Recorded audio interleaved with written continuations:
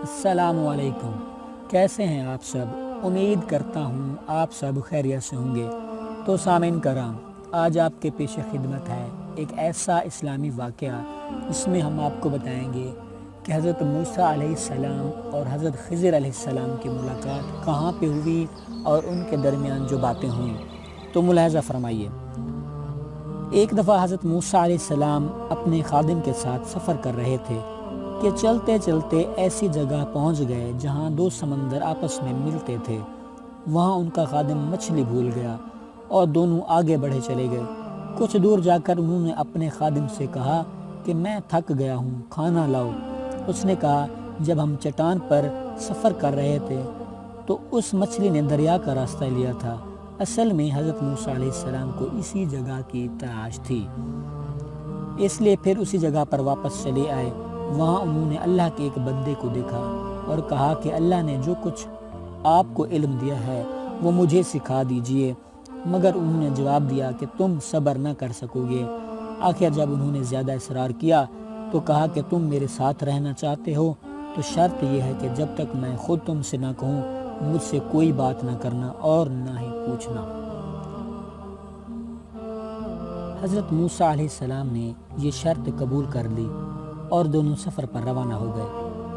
دونوں ایک کشتی پر سوار ہو گئے تو اس اللہ کے بندے نے کشتی کو توڑ ڈالا۔ حضرت موسیٰ علیہ السلام اس پر ناراض ہوئے اور کہا تم نے خواہ مخواہ کشتی توڑ دی، اس میں سوار لوگ ڈوب جائیں گے۔ انہوں نے شرط یاد دلائی تو آپ نے کہا کہ میں بھول گیا، اب ایسا نہیں ہوگا۔ آگے بڑھے تو خشکی پر ایک لڑکا ملا جسے انہوں نے قتل کر ڈالا۔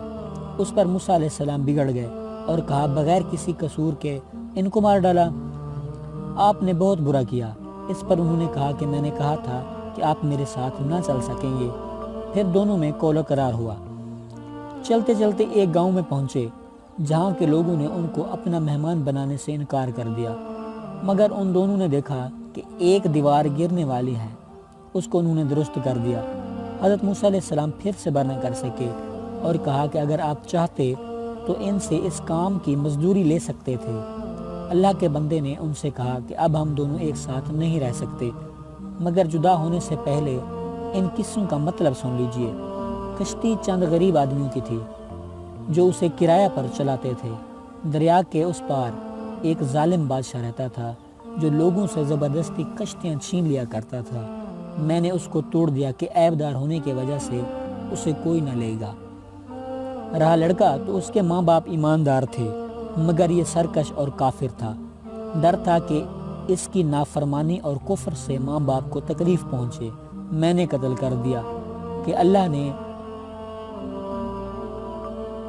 انہیں ایک ظالم اولاد دی تھی اور اللہ انہیں اب نیک اور صالح اولاد عطا کرے گا۔ دیوار شہر کے دو یتیم بچوں کی تھی جس کے نیچے ان کی دولت دفن تھی۔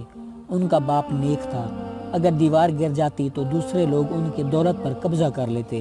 اللہ تعالیٰ کی مرضی یہ تھی کہ دونوں جوان ہو کر اپنا اپنا خزانہ نکال لیں۔ یہ جو کچھ ہوا تمہارے رب کی رحمت کا نتیجہ ہے، میں نے اپنی طرف سے کچھ نہیں کیا۔ یہ وہی باتیں تھیں جن پر آپ صبر نہ کر سکے۔ حضرت موسیٰ علیہ السلام اس کے بعد ایک عرصہ تک بنی اسرائیل کی ہدایت کے لیے کام کرتے رہے، برائیوں سے روکتے رہے، اچھائیوں کی تاکید کرتے رہے اور آخر کار اپنے اللہ پاک سے جا ملے جس نے ان کو بھیجا تھا۔